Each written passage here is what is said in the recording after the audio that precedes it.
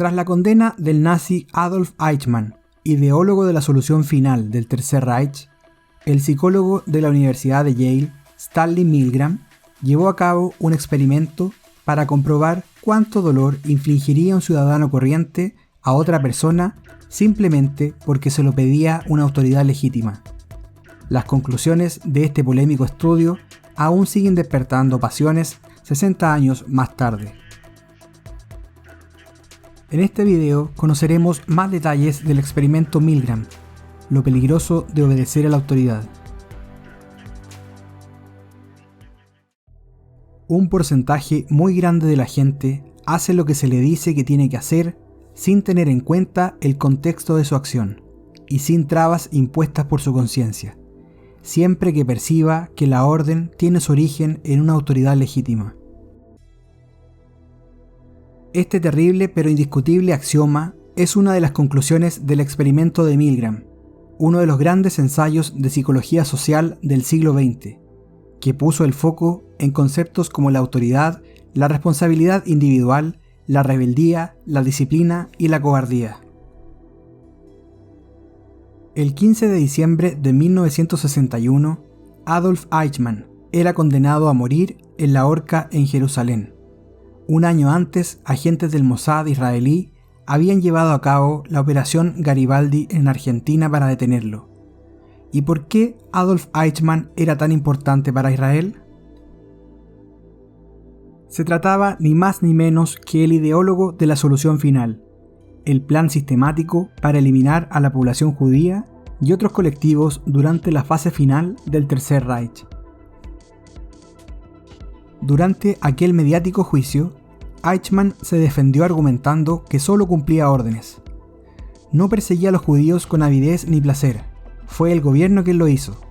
La persecución, por otra parte, solo podía decidirla un gobierno, pero en ningún caso yo. Acuso a los gobernantes de haber abusado de mi obediencia. A muchos kilómetros de Jerusalén, un joven psicólogo de Yale en Connecticut tomó nota del caso de Eichmann y decidió ponerlo a prueba. ¿Hasta dónde sería capaz de llegar una persona normal y corriente con tal de obedecer las órdenes de una autoridad legítima? Y se puso manos a la obra con un experimento que marcaría una época. Unos carteles en las paradas de autobús solicitaban voluntarios para un estudio de la memoria y el aprendizaje que iba a tener lugar en Yale.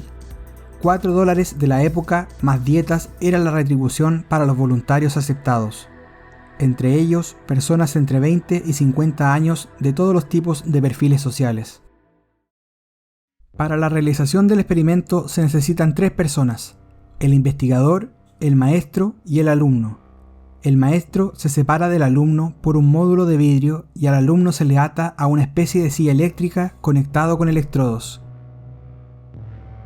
El maestro tiene como labor castigar con descargas eléctricas al alumno cada vez que éste se equivoque en una respuesta.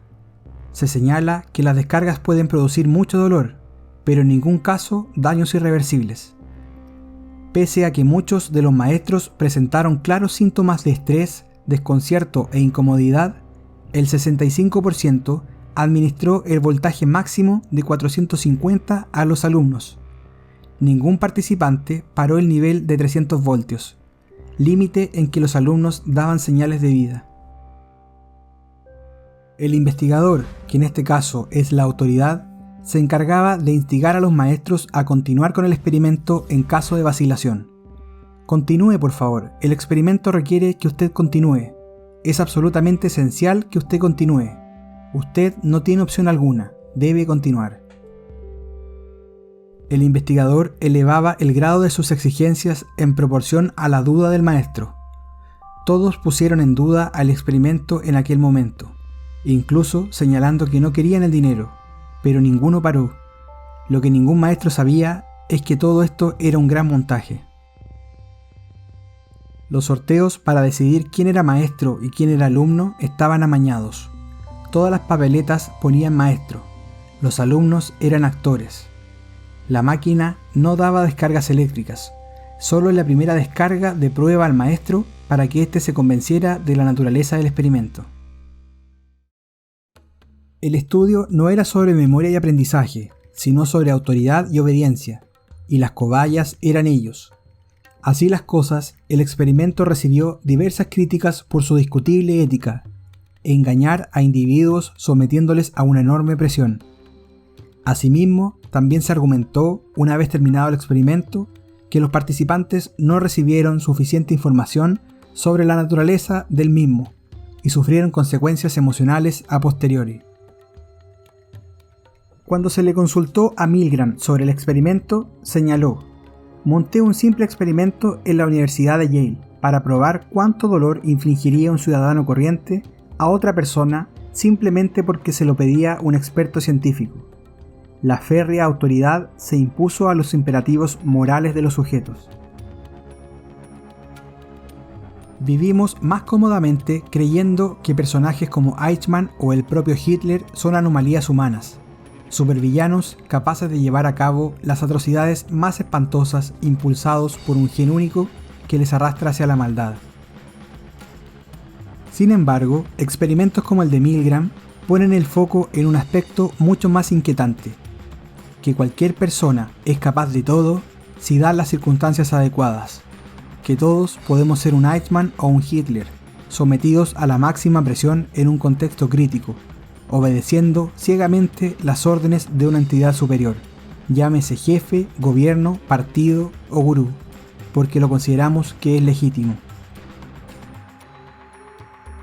Y que no seremos responsables de nuestros actos al considerarnos instrumentos manejados por la entidad superior, por el sistema.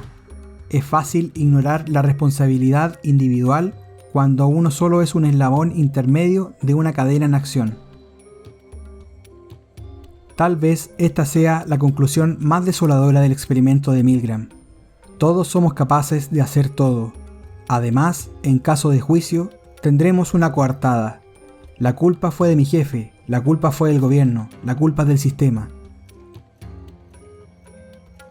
Si te gustó el video y quieres profundizar un poco más en la historia, te recomendamos ver la película estadounidense del año 2015, titulada Experimenter, dirigida por Michael Almereyda.